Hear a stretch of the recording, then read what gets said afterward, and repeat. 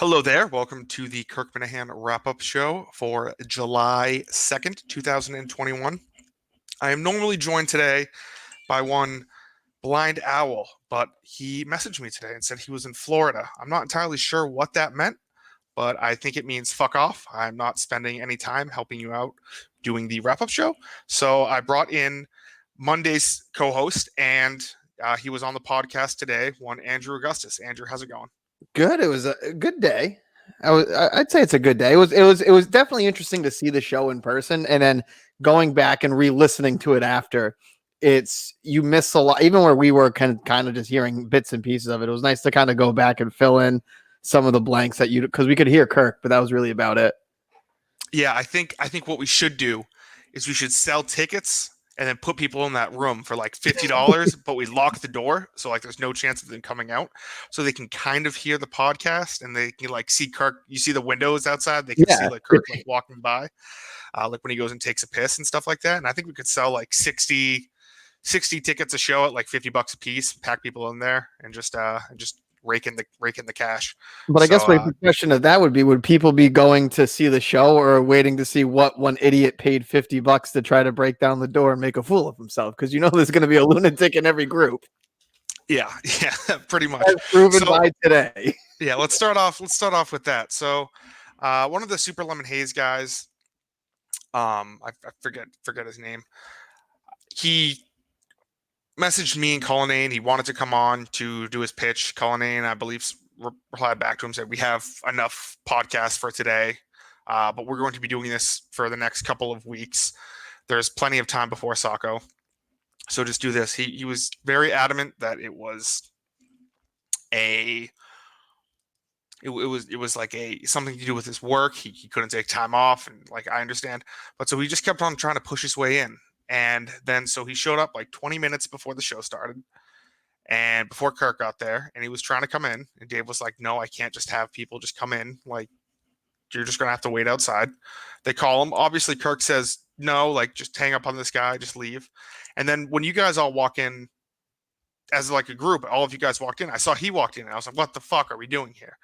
So, and that's kind of when things, escalated, and he had to be escorted out of the office. So that was interesting. But what's your take on that? It was just bizarre. Like, just being in the room watching it happen, bizarre. And I think the funniest thing that wasn't caught on the show is just Madawaska Rob's in there. It's just like, he's like, "Just give this to Dave. Give this to Dave." And then you're like, "No, just get out. And then Rob's like, "I'll take it." He's like, "Make sure it gets to Dave." And he's like, "Fucking no, it's not. It's going to my pocket." Yeah. No, it's just like, it was just weird. I mean, I get it, but it was what I don't understand. Like, Kirk, it was very clear that this was never the only day that it was going to be one. Mm-hmm. And two, it was very clear that it wasn't like an open thing. It was very clearly said, "Reach out to us." Like, I don't know how you could get that messed up and that confused. Like, you said show up. No, it's not it. Yeah. So I don't know. I think it would be interesting to hear him make his pitch after doing this and just having Kirk just completely shit all over him. But I don't know if that's on the table now. I don't know if he screwed it up. I mean, even like in my situation, like I made sure I DM'd you, I texted Cullinane, and I was like, I don't know, like, and what was it? Like, I was texting with Tim and Canton, who was outside. He's like, "You should just walk in." I go, "No, that's how you get killed." Yeah. I have the brains to not just like walk right in. And that's funny. If I had walked in there and I was out, I'm like, "All right, that's fine, whatever," and I would have gone down. And yeah, no, that's funny that you were just kind of chilling in the corner in that room for a little bit. You were completely forgotten about. Me and Dave just had no idea that you were. He said he wanted the white background noise. I mean, there was a lot more going on. I wasn't in a flashy suit. I wasn't threatening to kick down the door. I was just minding my P's and Q's. That's all. So before we get to my stuff, let's go through the podcast, because I'm sure. So you listened to the podcast? I did. It was a good way to get on the ride home too. It was nice. So let's go in order. So I think Rob came there because he likes hanging out. He likes being out with the boys. We went out to lunch afterwards. Oh, it's always fun. Rob's a fun guy to hang out with. Rob's a very fun guy. And when he walked in, it was just great. He just goes, "Yeah, Tim wanted to do this." He was ready to throw Tim right under the bus, and he threw Craig right under the bus. He's like, I found it hilarious how he's like, Craig says he'll do it with Mike, but he doesn't want to pitching himself because he thinks that's weird. It's like, this is just so. It was like when you ask your friend in middle school to go ask out another girl for you. Like, go ask her out, and then she's like, "No, you're not even asking me out yourself." You're like, "Yeah, I don't want to anyway." I thought one of the best lines in the podcast was when they were figuring out what Craig's show is, which is a very good show. Check that out. Kirk says, "I wish there was a very sharp knife that would go in his throat." I think that was a underrated line from today's episode. It was very funny. I think what I liked about listening to it is you could just hear the disgust in Kirk's voice with everyone that was walking, and he's like, "I can't believe I fucking decided to do this." And think about this though. He thinks of so much doing a one-on-one show with Dave or just having you and Dave there that he was willing to attempt this shenanigan of it. Like, how bad good he thought the other one was going to be. Yeah, I have no idea which what Fridays are going to be like going forward. If there's going to be, I know Dave, dropped a couple of the names he was pitching today. Francis, and there was one other person he mentioned from today's show. But yeah, we'll see what the Friday shows are like going forward. But I thought today's show was very interesting. So Rob's podcasts are out. I do think All in the Minute Family would be tough to replicate live because it was like, oh, we're gonna have someone come up and do something. I think that would be strange. Very good show out. Craig couldn't make it. Craig did give a shout out to Jerry Callahan that he had to take a couple mornings off this week. So it did sound like, I mean, Kirk at one point, I believe he said Craig is the front runner for the Jerry that was Callahan interesting. podcast. The Craig versus Carano thing. I feel like it's if Carano wants it, I think, and if he can make it work. But I'd still say from a technical standpoint, because even once it was pretty clear, like when Kirk heard about like the Carano part, as he was saying, is like he wanted to build this media thing, like kind of do that aspect of it. He kind of like, oh well, then I don't know. Like he kind of backtracked a little bit from the definiteness of Craig. But if it is Craig, then I mean Craig's now training Rob. So yeah, I will say, Cullinan was telling me he very much wants it to be Craig. He was telling me afterwards, he's like, if it's Carano, there's going to be some bad blood between him and Jerry. The whole thing's just it's not. They're not on the best of terms, I would say, Carano and Cully right now. But we'll see how that progresses in the up and coming weeks. But so Rob's out. The next boys up are the Above Average show, or Beyond Your Average podcast. I think they were fun. They were different. I think you kind of got a peek behind like the character. I think it would have been funny if the Mick guy just came in and was just guns ablaze and it was just like, yeah, I mean, fuck everyone. I don't even listen to this shit. I think that would have been funny, but it's difficult. It's difficult to sit next to Kirk Minahan and be like, hey, listen, yeah, no, fuck you. Meanwhile, you're sitting there like thinking like, holy shit, like I'm sitting next to Kirk Minahan. Obviously he's a big influence in his life. He was ranked him number 1 out of his 10 top podcasters, which I'm sure Kirk is hanging a plaque up as we speak. For all the and it's I don't know. I think they could be a fun opener show at Saco just to hear people, and maybe they boo him, or maybe they throw shit at him, or I don't know, maybe they kidnap him. I don't know. We'll figure it all out. No, it was definitely a different feel from I think the other ones, and they came in, they did their thing. And I think like the feeling I got from Kirk from them is that they're like, oh, it's like they even owned up to it. It's like, yeah, we did it for us. We wanted to get the pub. It's a good way to ride the coattails on it. They admitted that completely. But it's like one of those things that you come in with this kind of like better than, like you want to have that swag. You're going to get put into a situation. Are you going to keep the swag up like during it? Or are you going to join Madawaska Rob's beer pong tournament and become one of the bros in that? So yeah, I don't know. Are they allowed to interact with the ambassador of fun, the director of fun? What was his official title? That was I think it was ambassador of fun, which I think would suit Rob pretty well. Even though I'm not entirely sure. Like I guess he's just going to host like different things to do, like tournaments or whatever, because I mean I can't imagine him like walking around going like everyone having a good time. It's just strange. I could see him doing that, just walking around having a I good could time. see him doing that, but I can see people being like, yeah, I'm just chilling, with my homies. I don't need the ambassador of fun going around telling me to have a good time. So, you know, uh, I think they were great. I'm glad they got the yes. If there was one podcast out of the 5 today that showed up that deserved the yes, I would have given it to the Beyond Average boys. Oh, I agree. I was impressed with Inspector J.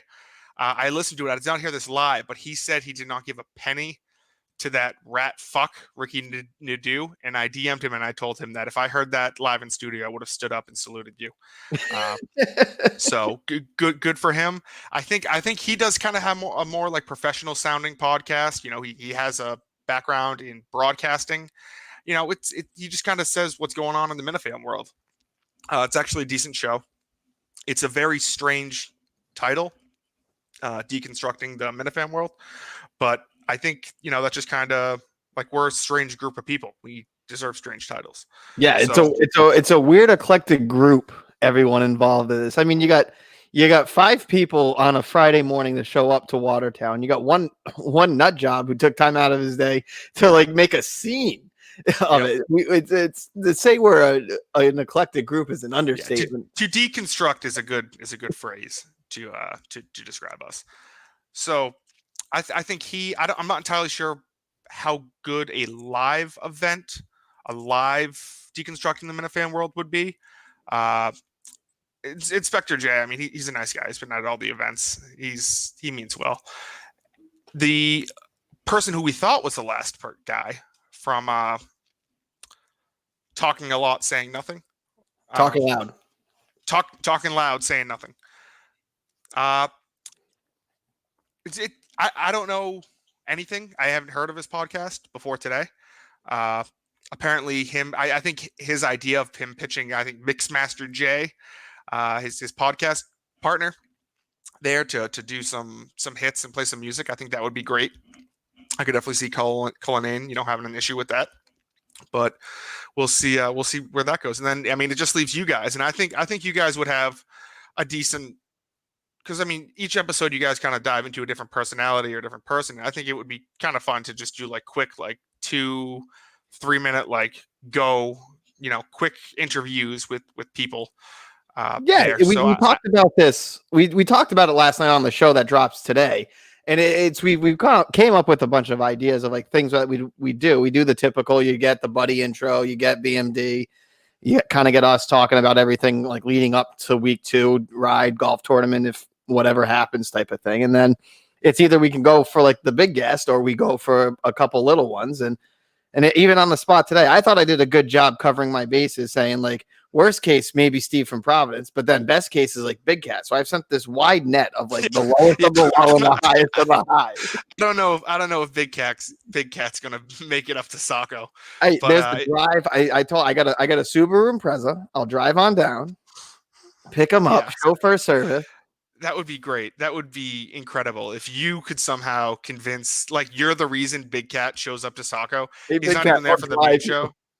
Yeah, he's not even there for the main show. He's just there just to be on Kirkenoff or whatever. So yeah, so I could see you guys doing. I think Cullinane might have been exaggerating a little bit when he said he had 25 other podcasts. I haven't seen that many other podcasts, but like the Be a Man guy, there are a couple other shows that reached out that I think that this could be kind of like, I don't want to say this is going to be an every week thing, or I don't know if maybe that's what Kirk envisions. I'm not entirely sure, but there's definitely more shows out there where I think the next Friday we're on will probably be in that realm. So yeah, it's fun to see the other guys try to come out.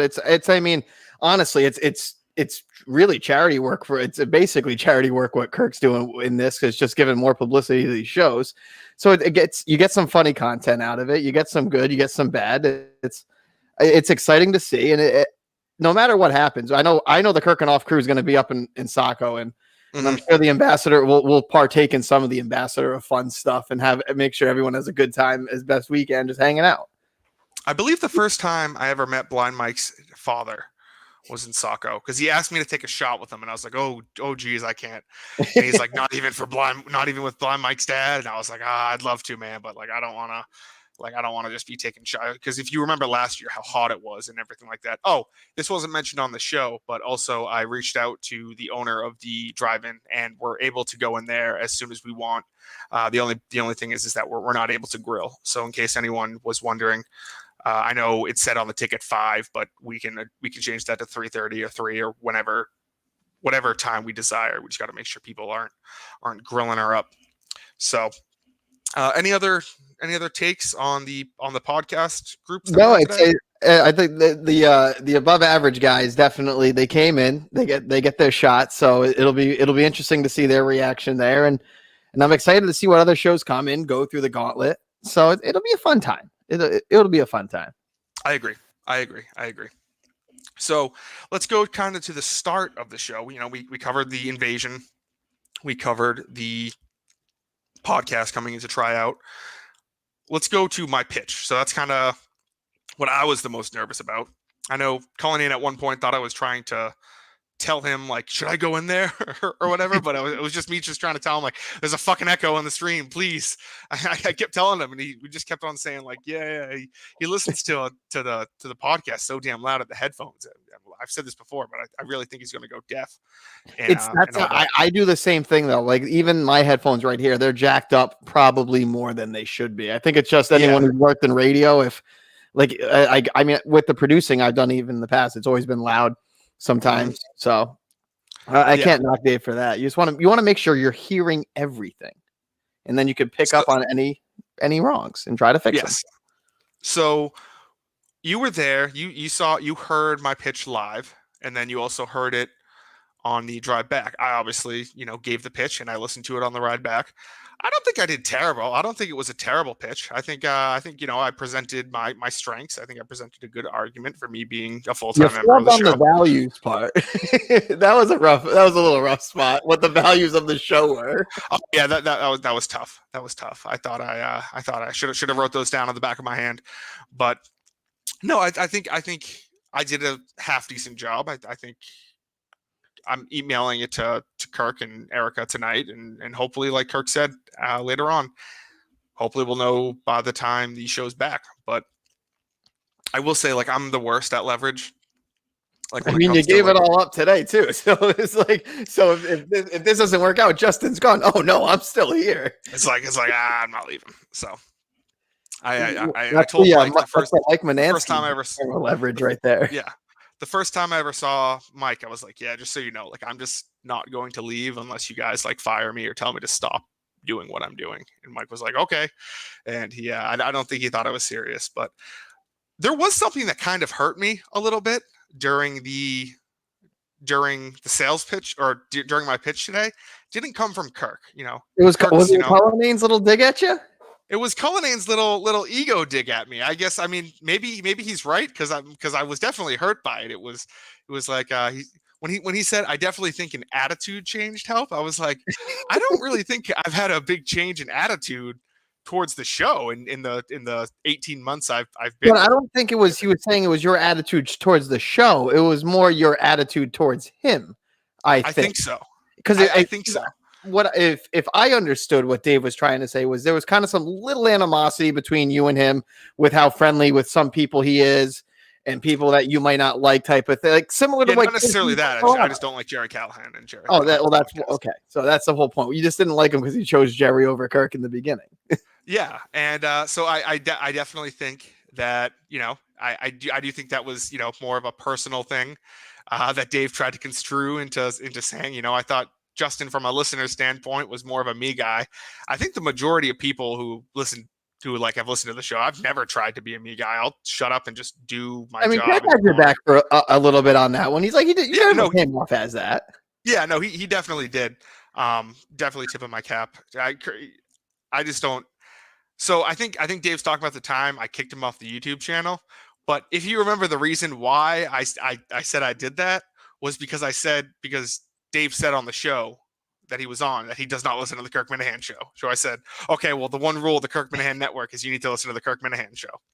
I know. How crazy is that? The day everything on the whole Facebook and YouTube world blew up was because you canceled All in the Minute Family with Cullinane on it. I love it.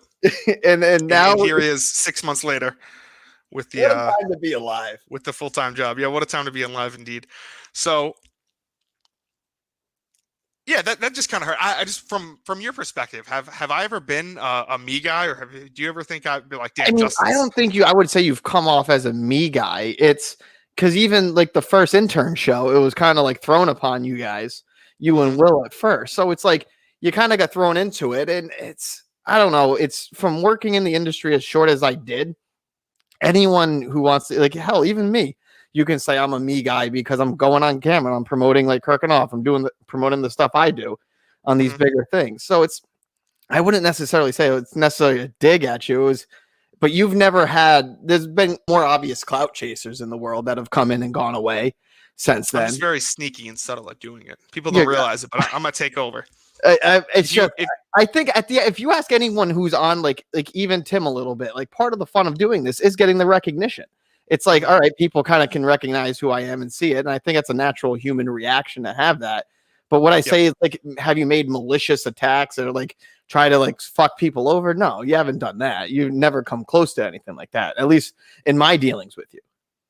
So that's my point. I can only go off with what I've dealt with you as. Yes, people forget that the first time me and Kirk ever talked on the phone, Kirk said that he saw something in me. This may or may not have been sarcastic, I forget. But he said he saw something in me and wanted to take me under his wing to pass the show along when he retires or he moves on from the show and make it the intern Justin show or the Justin Trudell show. So I can definitely see why someone's thinking like, I'm out for myself. It's just me just trying to learn from Kirk and just trying to make it my own. And I will say, like, when I do take over for Kirk, there are going to be some changes. I won't change everything, but there definitely are going to be. I think 2 a day would work better on my schedule. I think Tuesdays and Thursdays would work better on my schedule. Get that long nap on the Wednesday. Yeah, just get that long nap. I don't know if that made sense to you today when he asked too. He's like, have you been sleeping less? Because normally, like, have you been sleeping less is like a bad thing. But I was like, yes. I mean, no, but you said it right. You covered yourself right on that one. Sleeping less in a good way, because it's like if you're like sad or depressive, you sleep for longer times. It's just like kind of one of the things. So if you're sleeping less. And like kind of the things like you've even been open up about is like I'm sleeping less. I'm getting a healthy amount of sleep, 8 hours, 7 hours. I'm not sleeping till 1 p.m. and we don't get the fun Justin voicemail as much anymore. So yeah, no, that's great. I'll play that for the someone actually called me the other day and left a voicemail and was like, yeah, it's been a while since people have heard this. So every once in a while, it's a good one to have. It's a great one to have.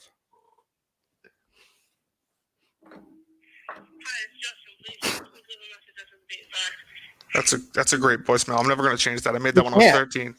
I mean, I was going to say you can never change that now. See, so speaking of the job, though, like, what do you want to do? Like, I let it go want to be in this media? You want to be in media, one way or another. I want to be in the Kirk Minahan show. Like, so let's say if this comes back, Erica says we can't give you full-time type of situation. Is it like, are you going to try to take the skills you've learned to like look at other media opportunities? I'm going to plead the fifth on this one because I'm just going to keep digging myself a bigger hole. Yes, I'm willing to walk. My agent has been in touch with Kirk. I'm willing to hold out for the entire month of July if need be, and see the podcast suffer. I'm sure the podcast numbers would decrease dramatically, unlike anything we've ever seen before. And then my agent and Kirk will start talking. But that's if it comes to the holdout. So let's hope it doesn't come to that. The stuff on Bill Cosby, I mean, it is just crazy that he's free. I mean, there's really no other take to have other than like it's just insane in a world that he's free. And I did listen to that podcast, Chasing Cosby, a while ago when Kirk was first started talking about it, and it is horrific when you hear these stories of these women who were just raped and sexually assaulted by this evil man, and who's now able to walk free. Like it just goes to show you that if you have enough money, there's a loophole you can find. Yeah, it's just it wasn't a great look for No, it's the just American hard. junior Like with school system. everything going on, you have like the Me Too movement and all this, and then this is like a slam dunk. It's literally a slam dunk case, and it gets tossed out because of a technicality. Yeah, I mean it's not great. If this So happened last year, imagine much more outrage it would have been because they would have somehow probably tied it. They would have been like, "Oh, well, obviously it's because of this, and blame everything upwards." I'm not going to bring out the race card, Andrew, like you're obviously so subtly trying to persuade it to, but I'm not saying it's the race card. I'm just saying it's just complete and utter bullshit that a man like that gets to walk free. But what they it would have done is. is that would have been another knock against Trump if this happened 1 year ago. They would have tried to twist it the whole way. It would have gone like that. They would have twisted it up and it would have blamed Trump. It's like if you're gonna blame him for shit, at least blame him for shit he did. Yeah, I mean, it's just sad that he's a free man. I do think the NCAA stuff is kind of interesting to talk about. Me and Cullen and we're talking before the show.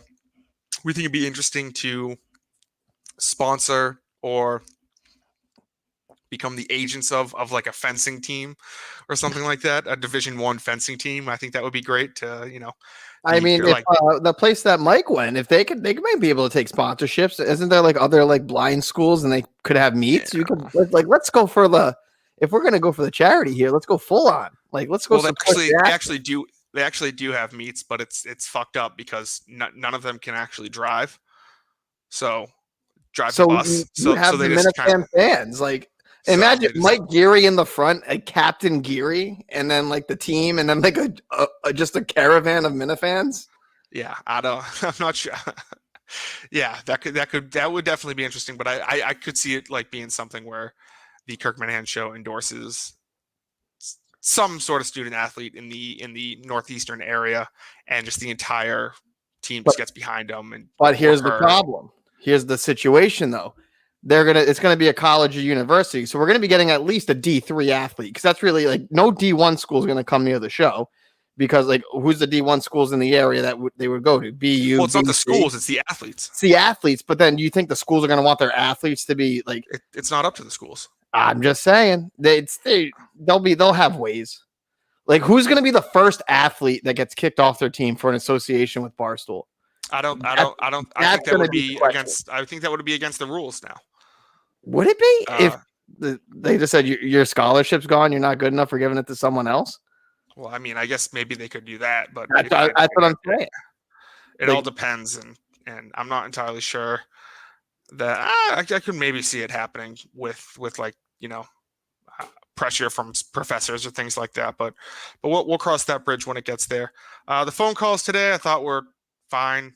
I think the Minifan computer 001335 or whatever. I think that had a good premise to it. it's got I'm not- hope. Yes, It's got potential.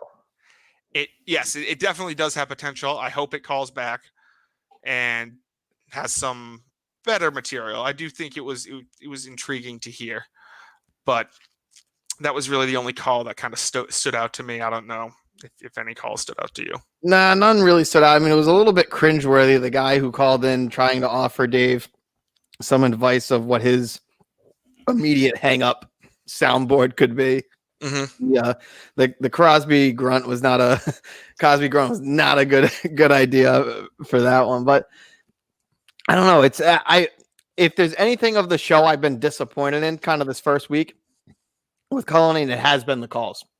It's been I thought the calls were going to come out on fire. But like I think I came in with too high expectations from it. I mean, I was happy to see the Steve's a Liar Guy song. Great start with the music, but I think the call's got to step up the game. And I have to wait until trivia comes back so when I call in so I can do my press conferences. It's the only way I can talk to the team. Speaking of the trivia, I have a prediction who I might think might be one of the people. Let me hear it. I have no idea, by the way. This is only speculation. The only person I can think of that makes sense would be KFC because he's currently not on a team and he does have that kind of friendly relationship with Kirk. And he does. I know he's said on multiple occasions that he would want to do something with Kirk. Yeah. So I think KFC might be one, but if that's the case, kind of listening to like when he was talking about how he told Jeff who the team was going to be, and Jeff was kind of like, "You sure?" I'm trying to figure out who that second would make it be like really type of thing. Because I think KFC Kirk would be like, all right, I can see it. Who would that third member be that would kind of just throw everything off?